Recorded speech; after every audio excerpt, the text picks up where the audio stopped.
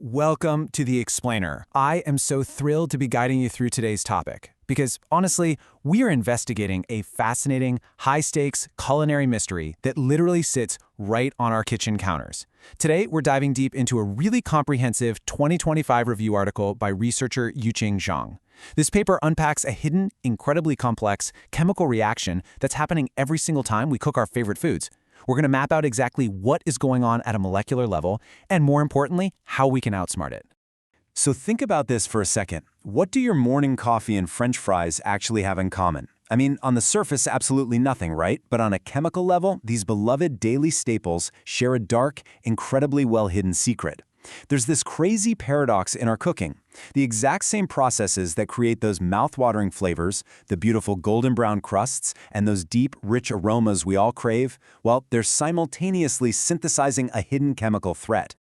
Okay, let's dive into this. Here is the roadmap for our explainer today. First, we'll cover the hidden kitchen toxin. Second, the chemistry of cooking. Third, the factors fueling formation. And finally, number 4, strategies for safer food. Part 1. The hidden kitchen toxin. All right, so the chemical we're tracking down today is called acrylamide. Now, this isn't an ingredient anyone is actively adding to their food. It's actually a toxic chemical that's formed naturally during the high-temperature cooking of carbohydrate-rich foods. We are talking about your everyday items here: bread, cereal, potato chips, French fries, the works. And the stakes are genuinely high. The International Agency for Research on Cancer classifies acrylamide as a probable human carcinogen. On top of that, research has linked it to neurotoxicity and reproductive toxicity.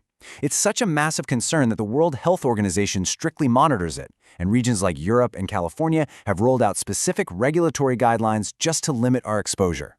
Now here's the thing. Acrylamide doesn't just spontaneously appear out of nowhere. It actually has a very specific trigger, and that trigger is 120 degrees Celsius. That's the critical temperature threshold. Whether you're baking, frying, or roasting, once the surface of a low-moisture, carb-rich food hits 120 degrees Celsius, which is about 248 degrees Fahrenheit for us in the US, it's like a chemical lock turns, and acrylamide just begins to form. Moving on to Part 2. The chemistry of cooking. Let's put on our scientist hats for just a second and geek out over the molecular pathways that transform our raw ingredients into our favorite cooked meals. The primary culprit in all of this is the Maillard reaction. You've probably heard of the Maillard reaction on cooking shows, right?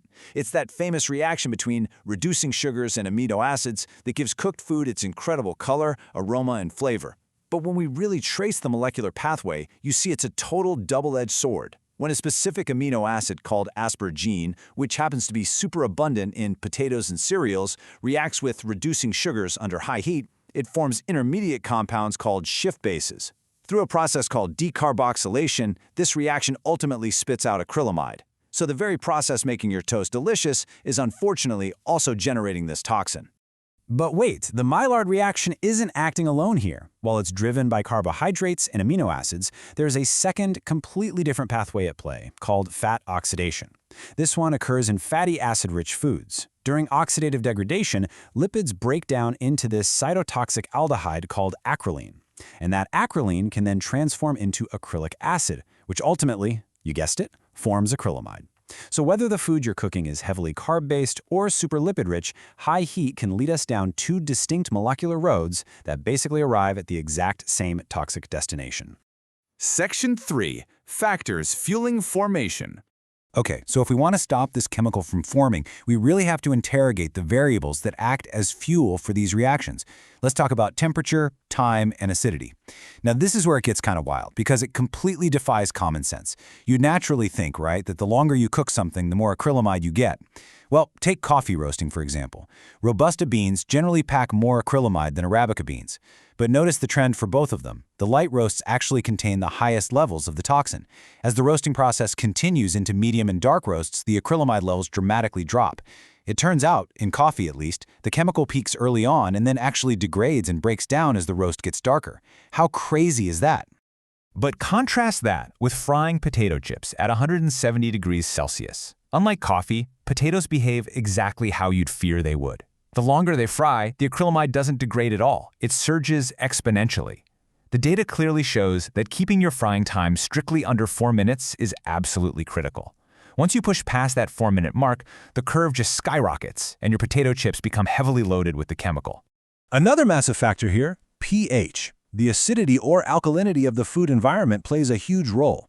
The formation of acrylamide actually loves a slightly basic environment. It hits its absolute maximum production rate at a pH of 8. But if you push the environment to the extremes, you completely stunt the reaction. Drop the pH down to 3 with acidification agents and formation drops to almost 0, simply because the precursors get locked in a protonated form. On the flip side, if you push the pH way up above 12, which is exactly what they do with sodium hydroxide treatments for commercial California black ripe olives, you get a drastic reduction through base catalyzed degradation. Fun fact, in the commercial biscuit industry, they routinely adjust the pH of their dough using tartaric acid or specific raising agents just to keep this whole reaction in check. Which brings us to Section 4, Strategies for Safer Food. All right, now that we understand the chemistry, how are the food industry and home cooks actually fighting back? Let's start right in the home kitchen. If there is an MVP in this research, it is absolutely the air fryer. See, traditional deep oil frying conducts heat so rapidly to the surface of the food that it drastically darkens the color and just spikes those acrylamide levels. Air frying, however, uses hot air convection to simulate that deep-fried texture we love. And the result? Studies show air frying slashes acrylamide levels by an astonishing 90% compared to deep frying. And that's without needing any weird pre-treatments, all while maintaining a consistent lighter color. It's a real game changer. Now, on an industrial scale, manufacturers are doing something super clever called vacuum frying. By placing the frying chamber under vacuum pressure, they actually drop the boiling point of water. This means factories can deep fry potato chips and dehydrate them at much lower temperatures, usually between 80 and 120 degrees Celsius. Because they're cooking below or just right at that critical threshold we talked about earlier, the chips stay beautifully golden, they keep all their crunch, but they bypass that massive toxic spike entirely. So, the crucial point here is that we don't just have to rely on temperature control, we can actually use biology. Enter asparaginase. This is a naturally occurring enzyme derived from organisms like bacteria or fungi. When you add it to foods before cooking, it actively hunts down asparagine. Remember, that's the key amino acid we saw in the Maillard reaction, and it hydrolyzes it, turning it into completely harmless aspartic acid. By literally starving the chemical reaction of its key building block, asparaginase can achieve up to a 99% reduction of acrylamide in potatoes. It is an absolute powerhouse for commercial bread, biscuit, and fry production. Let's pull this all together into a sort of mitigation toolbox to outsmart the chemistry. First, we can change the thermal method entirely by air frying or vacuum frying instead of deep oil frying. Second, we can use biological hacks like adding asparaginase to destroy the precursors before they even react. Third, we can alter the ingredients themselves. For example, simply swapping out glucose for sucrose in biscuit dough can cut the toxin by 50%. And finally, we can manipulate the chemistry by adjusting the pH with acidification agents. So, the good news is, both industrial food scientists and informed home cooks have a pretty wide array of tools to enjoy cooked food safely. Well, we've unpacked the hidden threat, we've broken down the molecular pathways, and we've explored some genuinely ingenious strategies to mitigate it all. But at the end of the day, it all comes back to your daily life. Knowing what you know now about the Maillard reaction, temperature thresholds, and chemical precursors, next time you drop a slice of bread into your toaster in the morning, how dark are you going to let it get? Think about it. Thanks for joining me on this explainer, and keep learning.